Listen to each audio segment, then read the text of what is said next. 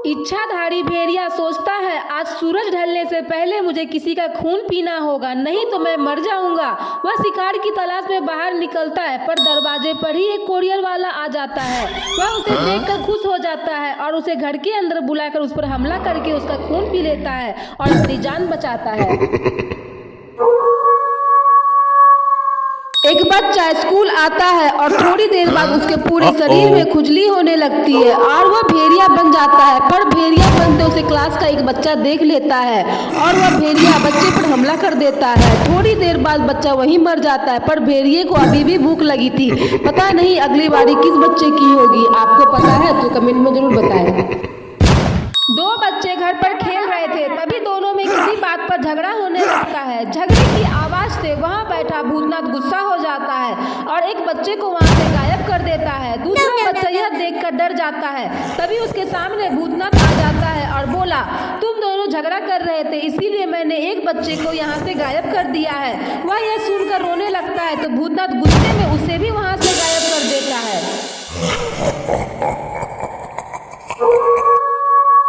एक लड़का घर पर बैठकर फोन देख रहा था। अचानक उसका चेहरा भेड़िए का हो जाता है। तभी उसकी पत्नी चाय लेकर आती है और लड़के को भेड़िया बना देखकर डर से वही बेहोश हो जाती है। भेड़िया बना लड़का अपनी पत्नी के पास जाता है और उसे अपने भोजन की नजरों से देखने लगता है। तभी वह होश में आता है और पत्नी को बेहोश देखकर उसे होश में लाता है। होश में आते ही पत्नी बोली, तुम तो भेड़िया बन गए थे। आदमी बोला, लगता है मेरे में भेड़िया बनने की सुपर पावर आ गई है।